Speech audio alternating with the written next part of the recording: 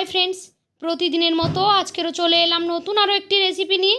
আপনারা তো আমের বড়া খেয়েছেন, কখনো কাঁঠাল দিয়ে এভাবে বড়া তৈরি করে খেয়েছেন? যদি না খেয়ে থাকেন তাহলে দেখে নিন একবার রেসিপিটি। প্রথমেই লাগছে কাঁঠালের কোয়া। কাঁঠালের কোয়াগুলোকে এভাবে ছাড়িয়ে নিয়েছি। এর মধ্যে যে দানাগুলো আছে সেই দানাগুলোকে বের করে দেব। এই যে দেখুন, দানাটা বের করে নিচ্ছি, আর তার ভেতরে যে সাদা অংশটা থাকে, সাদা নয় ঠিক হলদেটে অংশ, ওটাকে তুলে ফেলে দিতে হয়। তারপর মিক্সিং জারে দিয়ে ব্লেন্ড করে নিচ্ছি। এই যে দেখুন, ব্লেন্ড করে নিয়েছি। একদম পাকা কাঁঠালের পিউরিটা লাগবে। এখন এর উপরে আমি দিয়ে দিচ্ছি চিনি।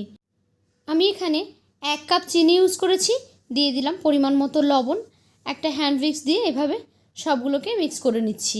আপনি চাইলে চামচ দিয়েও এই কাজটা করে নিতে পারেন। এখন এর মধ্যে দিয়ে দিচ্ছি এখানে আমি 1 কাপ নিয়েছি ময়দা, আর হাফ কাপ আমি এখানে ইউজ করব চালের গুঁড়ো।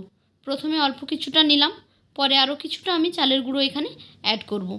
টোটাল হাফ কাপ এখানে চালের গুঁড়ো দিয়েছি, আর 1 কাপ ময়দা। এই যে দিয়ে দিলাম বাকি চালের গুঁড়োটা। এখন হাত দিয়ে খুব ভালোভাবে এটাকে মিক্স করে নিলাম। এখন এই ব্যাটারটা একেবারে রেডি হয়ে গেছে বড়া বানানোর জন্য।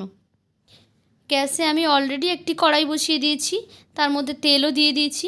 তেলটা গরম হলে এই বড়াগুলোকে আস্তে আস্তে করে তার মধ্যে ছেড়ে দেব।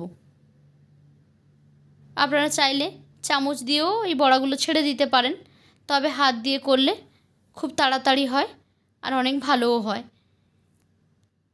এখন বড়াগুলোকে আমি সব তেলের মধ্যে এক এক করে ছেড়ে দিচ্ছি। সবগুলো বড়া দেওয়া হয়ে গেলে অপেক্ষা করব একটা সাইড লাল হওয়ার জন্য।